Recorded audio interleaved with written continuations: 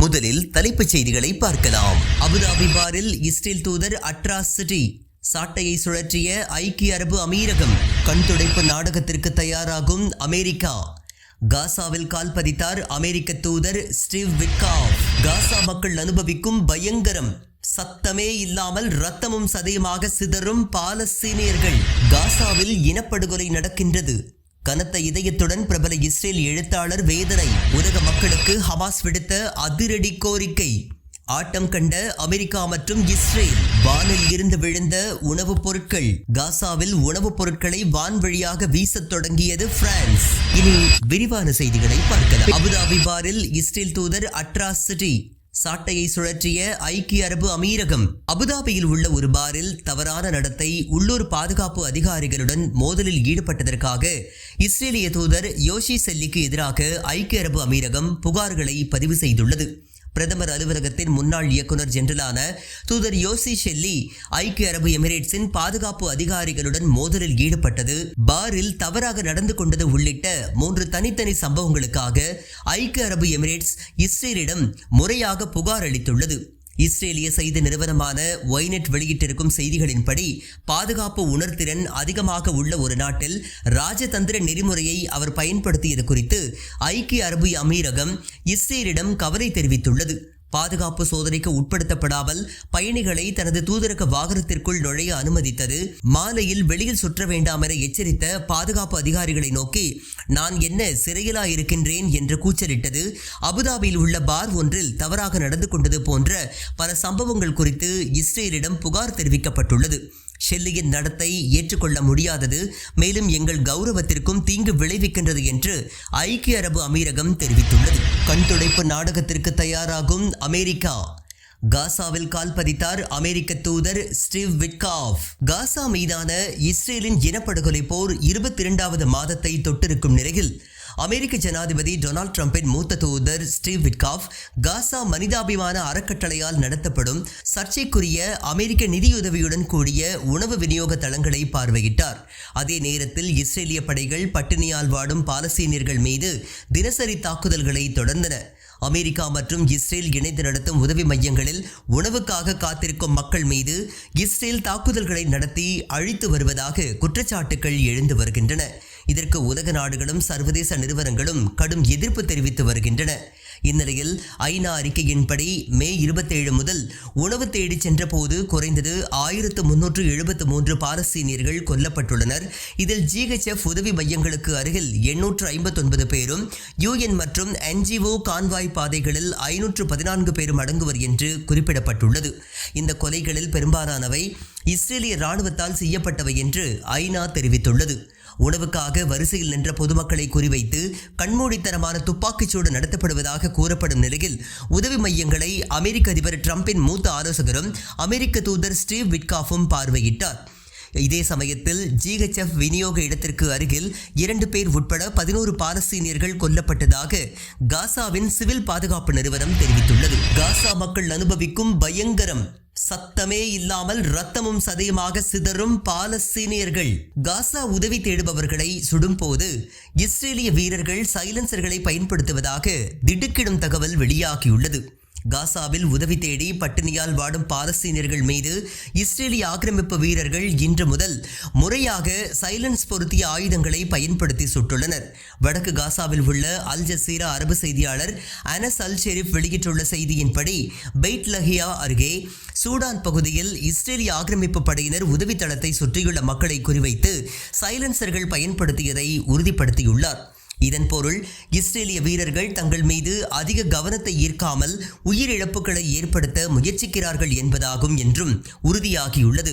காசா உதவி மையங்களில் உணவுக்காக காத்திருக்கும் மக்கள் மீது இஸ்ரேல் ஆக்கிரமிப்பு படை கொடூர தாக்குதல் நடத்தப்படுவதாக உலக அளவில் கண்டனங்கள் வலுத்து வருகின்றது. இதனையடுத்து உணவு விநியோகம் நடக்கும் GHF மையங்களை பார்வையிட அமெரிக்க தூதர் ஸ்டீவ் விட்காஃப் மற்றும் இஸ்ரேலுக்கான தூதர் மைக் ஹக்காபி ஆகியோர் காசாவிற்கு சென்றுள்ளனர்.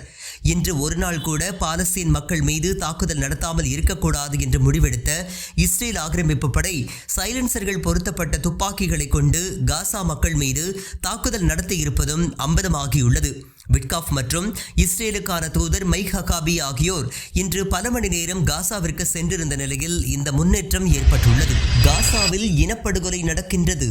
கனத்த இதயத்துடன் பிரபல இஸ்ரேல் எழுத்தாளர் வேதனை. இஸ்ரேல் இனப்படுகொலை செய்கிறது என்று புகழ்பெற்ற இஸ்ரேலிய எழுத்தாளர் டேவிட் கிராஸ்மேன் வேதனை தெரிவித்துள்ளார். விருது பெற்ற இஸ்ரேலிய நாவலாசிரியர் டேவிட் கிராஸ்மேன் காசாவில் இஸ்ரேலின் நடவடிக்கைகள் ஒரு இனப்படுகொலைக்கு சமம் என்று கூறியுள்ளார். இந்த வார்த்தையை தான் மிகுந்த வலி மற்றும் உடைந்த இதயத்துடன் கூறுவதாக அவர் வேதனை தெரிவித்துள்ளார். இத்தாலிய நாளேடான லா ரிப்பப்ளிகாவிற்காக அளித்த பேட்டியில், பல ஆண்டுகளாக நான் இனப்படுகொலை என்ற வார்த்தையை பயன்படுத்த மறுத்துவிட்டேன்.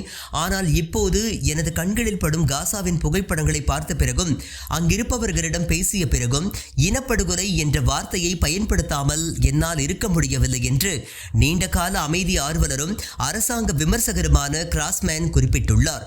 இந்த வார்த்தை ஒரு பனிச்சரிவு போன்றது. நீங்கள் அதை சொன்னவுடன் அது ஒரு பனிச்சரிவு போல பெரிதாகும். மேலும் இது இன்னும் அதிக அழிவையும் துன்பத்தையும் சேர்க்கும் என்று அவர் கூறியுள்ளார். உலக மக்களுக்கு ஹமாஸ் விடுத்த அதிரடி கோரிக்கை. ஆட்டம் கண்ட அமெரிக்கா மற்றும் இஸ்ரேல். அமெரிக்கா இஸ்ரேலிய தூதரகங்களில் வார இறுதி போராட்டங்களுக்கு ஹமாஸ் அழைப்பு விடுத்துள்ளது.